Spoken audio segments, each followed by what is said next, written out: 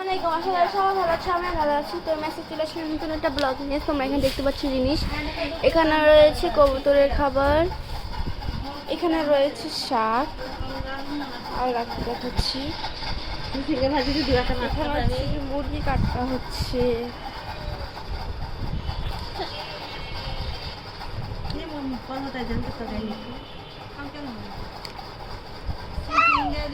এখানে আছে মুরগির খাবার,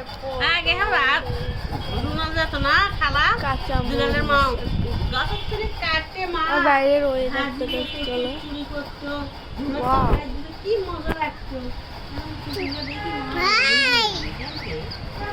কিছু বলতে চাও? কি বলো? বাই। Okay by.